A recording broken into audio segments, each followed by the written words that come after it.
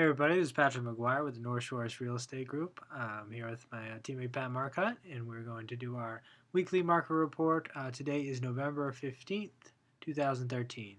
And today we're going to be looking at some antiques around the North Shore. Yes, the first one we're going to talk about, we're going from lower price to higher price, is a lower priced antique on Collins Street in Danvers. This was built in 1795. Yeah, 1795. And it's the typical first period with the chimney in the middle, very symmetrical, door in the middle of the house. Nice piece of property. It's 2 bedrooms, 1 bath on a little under 10,000 square feet of land. It's a good little lot there. Yeah. So it looks like it might need some updating.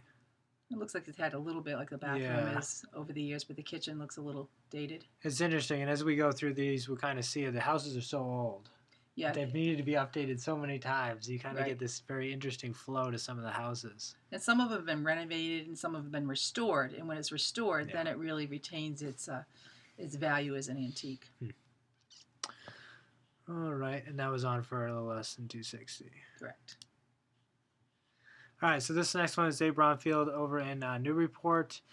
This is on for $345, and this one was actually in 1681. I think this is the oldest of all the ones we're seeing. So this is a true first period. This is a true first period. It's a way back machine.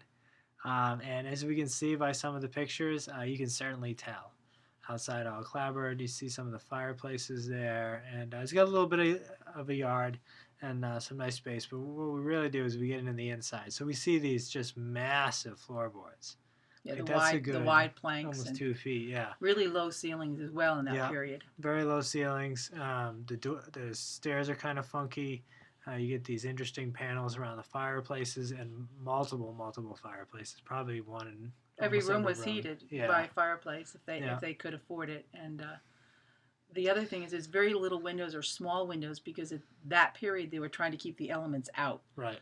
So they just had a little bit of window because that just brought cold in. Interesting here, they put a skylight in. Yeah, that's on the top. Into the roof. Huh. But you can see it's still got a lot of the very old features. Almost, I think all the floors are original. Some of the built-ins.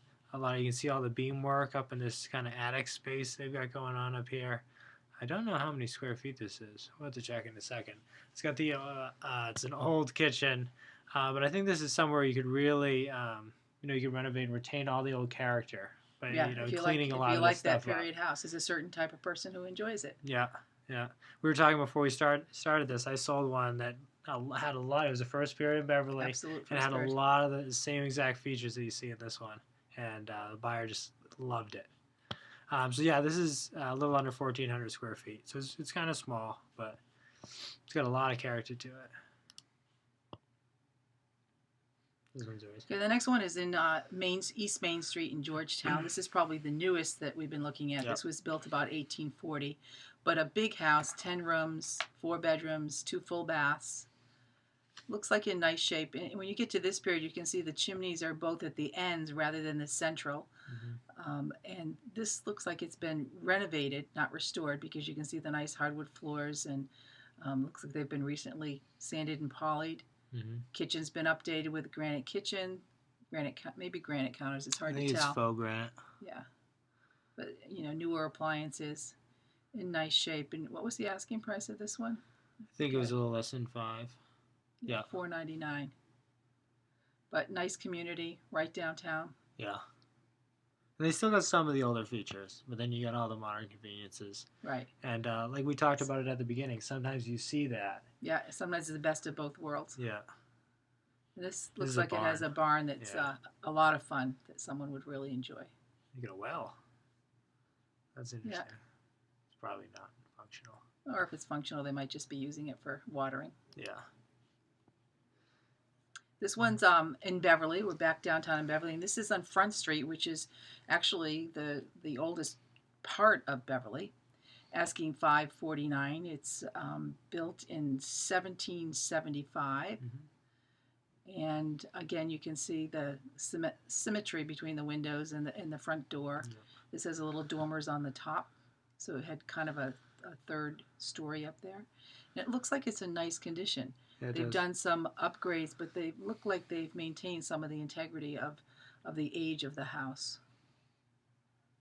So it's in pretty nice condition. In this Yeah, you area, can see, like, they everything updated was the bathroom and all that. and everything was very close to the water here, so the lots are pretty small. So this is kind of a small lot, but nice house in a nice location. Yeah. You're right down there by the water. Right down by too. the water, absolutely. Interesting. All right, so this next one, we're going all the way up to Amesbury, but this is actually right on the Merrimack River. This one was built in 1780, so just a couple years after that last one we saw. Pretty big, 3,500 square feet, on about a third of an acre, and this is on for a little over $1 million. But as we go down, you can see they did quite a bit of work. You can see to the kitchen and stuff like that. They really came in and put the modern touches on an older house. But they use the integrity of the house for the design. The colors are nice, and stayed with the wood feeling. Right, and you can see that kind of transferred into all the things that they did change. It's kind of weird they put this. They must have taken down a wall here. Put this fireplace in the middle. Yeah. But very interesting, cool house. You can still see all the old beamwork and things like that. So they left a lot of the old charm, which is really nice. And added some windows so you can enjoy You the can actually views. see it. Yeah. You see the river that's right outside. Yeah. This is a very cool spot down the Merrimack. Okay, last but not least, this is 49 Candlewood Road in Ipswich, like south of 133, going towards Essex or Hamilton. And this is on for a little less than 1.4. Big old farm. So this is like 6 1/3 acres. 3,400 square feet.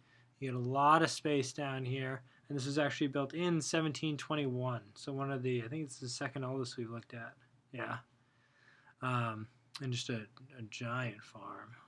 You see, yeah, I think it's a horse farm. Yeah, but they have tried to, update it, keep it relevant. Yeah, it's very attractive. Put the nice touches into it, and a lot of windows in this one. We were talking about they probably added those at some point. Yeah. But not too many shots in the interior. We can see the outside, and the land is just gorgeous. This one's on 6 acres plus a nice barn. Yeah, and this is the barn. It's off to the side. So like you were saying, if you need a horse property and you really appreciated the age of the home, this would be something that'd be perfect. And this just came on recently, I believe. Oh no, this is the older one. The other one in the Merrimack was the one who just came on recently. All right, so that's it for nice our properties. antiques. Yeah, we might do a few more of these, kind of do different time periods and see what's out there on the market. Any questions, give us an email or a call, and we'll see you all next week.